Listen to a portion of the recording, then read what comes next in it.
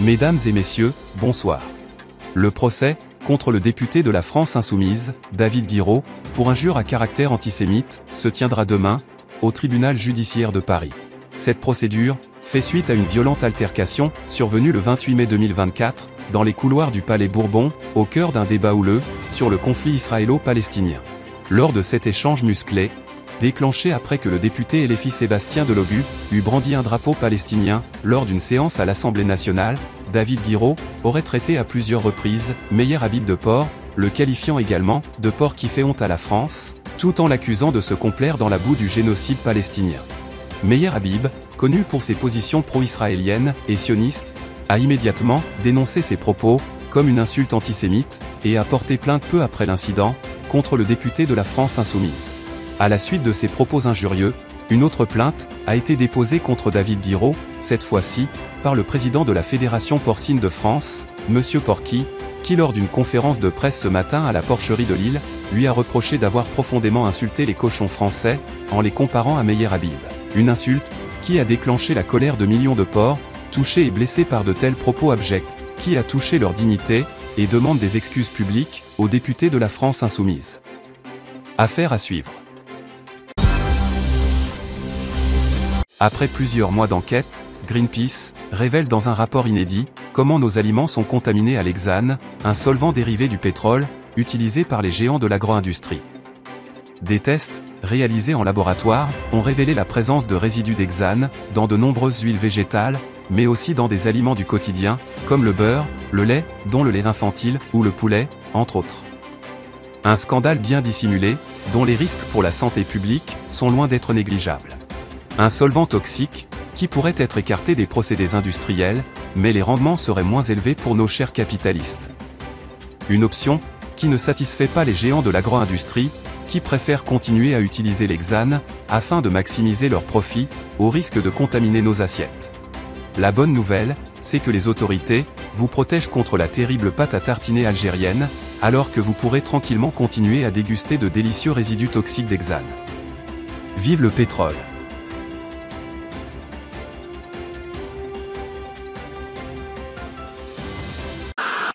Quoi de neuf, docteur? Bon bah y a une chose que vous devez savoir là, c'est marqué juste là, vous voyez?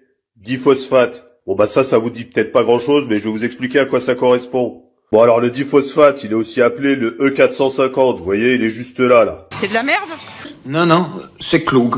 Alors qu'est-ce qu'ils nous disent? Une hyperphosphatémie est prédictive de pathologies rénales, mais aussi de problèmes cardiovasculaires et de réduction de la durée de vie chez la population en général. Eh ben dis donc, des risques d'allergie, d'hyperactivité chez les enfants sont également possibles. Vous voyez, c'est marqué en rouge, et quand c'est en rouge en général, c'est pas très bon signe. Bon alors maintenant que vous savez ça, vous pouvez continuer à en manger ou en donner au goûter pour les enfants, parce que ça a l'air vraiment très mignon le petit ourson là. Bon la vérité c'est qu'il s'y cache des choses à l'intérieur de son corps, et pas que du chocolat. Alors si vous voulez continuer à manger ça, vous faites ce que vous voulez, hein. Moi il y a une chose qui est sûre, c'est que j'en mange pas. On apprend avec stupeur que le procureur journaliste, Frédéric Aziza, après avoir accusé plus de la moitié de la France d'être des antisémites, souhaiterait poursuivre le syndicat des clowns en justice.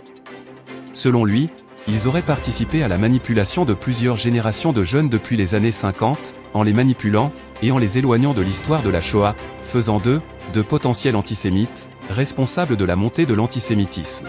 Avec le soutien du CRIF, il a déposé une plainte au tribunal correctionnel de Paris, pour antisémitisme et manipulation aggravée. Affaire à suivre. Selon un sondage Elab pour BFM-VC, au sujet du pouvoir d'achat, 80% des personnes interrogées assurent devoir se serrer la ceinture. Une pression qui entraîne de nombreux renoncements au quotidien. Sorties, essence, vêtements, santé, le prix des courses qui ont explosé, ou encore la privation de chauffage, une situation qui semble s'empirer de jour en jour, notamment avec ce budget, qui demande aux Français de se serrer encore plus la ceinture, notamment en faisant des économies sur le chauffage. Alors que dans le même temps, loin de donner l'exemple, on apprend qu'au domicile de Yael Braun-Pivet, présidente de l'Hémicycle, ses poules, stars d'une récente polémique, n'ont plus besoin de couver leurs œufs, tellement la chaleur agréable de son appartement, où les températures avoisineraient les 30 degrés, a transformé l'endroit en une véritable incubatrice naturelle, qui ferait rêver plus d'un Français, surtout avec les températures hivernales qui arrivent. Notre démocratie, elle nous appartient à tous. Si vous ne voulez plus avoir d'élus, continuez comme ça. Vous n'aurez plus personne pour vous présenter. Alain Juppé, l'ancien Premier ministre français, aurait annoncé sa candidature surprise à l'élection présidentielle de 2027. Selon des sources non vérifiées, il aurait même déjà lancé sa campagne présidentielle, comme on peut le voir sur ces images inédites. J'ai la pêche, et avec vous, c'est la super pêche.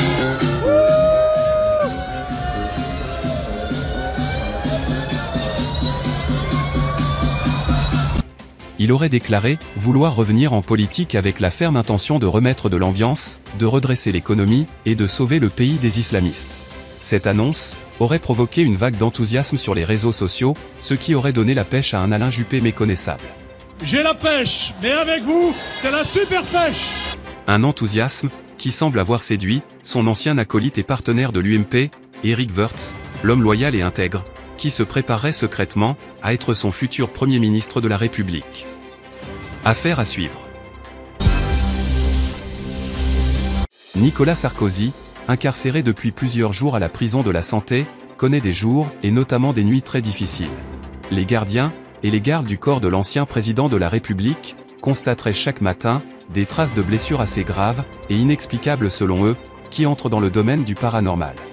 L'ex-président affirmerait recevoir tous les soirs la visite de l'ange Gabriel, qui lui casserait la gueule chaque soir, avant de repartir tranquillement. Il n'aurait pas apprécié qu'il joue aux croyants, en affirmant entrer en prison avec un livre sur Jésus, alors qu'il méprise les faibles et les pauvres. Merci ange Gabriel. En 2005, juste avant la mort de Ziad Ebouna, Nicolas Sarkozy, alors ministre de l'Intérieur à Argenteuil, parle de la, je cite, racaille. En 2025, 20 ans plus tard, il a été condamné pour association de malfaiteurs.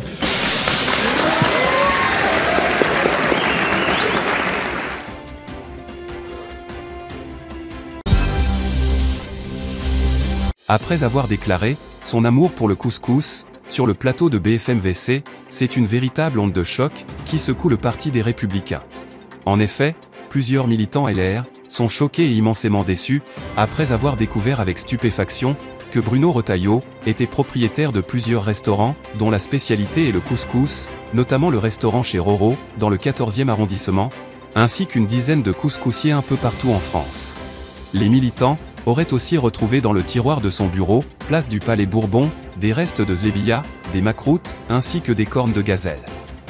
Suite à ces révélations, on signale plusieurs crises cardiaques parmi les militants, dépités par cette haute trahison. Des crises cardiaques qui se sont multipliées lorsque les militants ont voulu se réfugier dans les bras de Laurent Wauquiez, avant d'apprendre que celui-ci prenait des cours d'arabe depuis plusieurs années. Une nouvelle qui a fini par abattre les derniers militants LR. J'ai appris que vous parliez l'arabe. Pourriez-vous nous dire quelques mots en arabe? Mon arabe est très rudimentaire, je l'ai appris en Égypte. Je sais pas, qu'est-ce que je peux vous dire? Adrosso al-Fosra, min zaman fil medina tassaf. Ce qui veut dire? Ce qui veut dire que j'apprends l'arabe et que je l'avais appris avant dans la ville du Caire. Une réunion de crise aura lieu dans les jours à venir. Éric Ciotti, ancien président des Républicains, a appelé au calme et aurait lancé un message aux militants déprimés, leur jurant sur la vie de sa mère qu'il ne les trahirait pas s'il décidait de le nommer à la tête du parti. Affaire à suivre. Dans une démarche controversée, Jean Messia, figure médiatique et politique d'origine égyptienne, aurait récemment annoncé avoir subi une transfusion sanguine complète d'un donneur de sang du Rassemblement national, qui fait de lui un véritable Français de souche. Lors d'une interview accordée à CNews, Jean Messia aurait déclaré « Si l'assimilation est dans le cœur et l'esprit, pourquoi ne pas aller plus loin en accueillant dans mes veines le sang d'une France millénaire ?» Dans une volonté de renforcer son ancrage identitaire en tant que Français de souche, il aurait déposé une requête officielle auprès des autorités françaises, afin de faire reconnaître à titre posthume Jeanne d'Arc, comme sa grand-mère, qu'il appelle affectueusement Nana Jeanne d'Arc. Une preuve supplémentaire, qui honore le faillot égyptien, et qui démontre son amour sincère et incontestable de cet homme de confiance, pour une France qu'il adore, plus que Clovis, ou le général de Gaulle. Jean Messia, qui souhaite dorénavant se faire appeler Jean Messier, a su à plusieurs reprises démontrer au CRIF son islamophobie gratuite et son hypocrisie de haut niveau, faisant différentes apparitions dans des émissions sur CNews, crachant son venin sur les gens de banlieue. Dans ces quartiers, on ne combat pas des voyous, on combat des peuples dont les voyous sont les bras armés. Voilà que c'est pas cool, frère. Un homme brillant, courageux, honnête et loyal, qui a remercié la France, en lui offrant un hommage grandiose et inoubliable à sa culture intemporelle.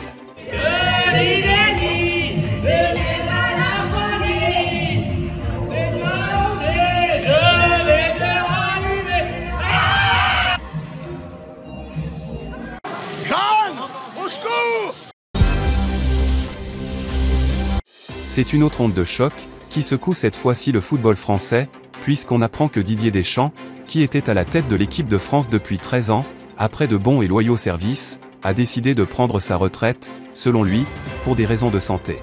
Une décision, qui prend de court la Fédération française de football, qui contre toute attente, a nommé Daniel Riolo, nouveau sélectionneur de l'équipe de France, alors que tout le monde attendait Zinedine Zidane. C'est plus compliqué, hein. C'est plus compliqué pour celui certainement que les origines. De toute façon, il y a toujours un regard différent de la part des autres. Une décision saluée par le Front National, Zemmour, ainsi que CNews et tous les islamophobes et les racistes.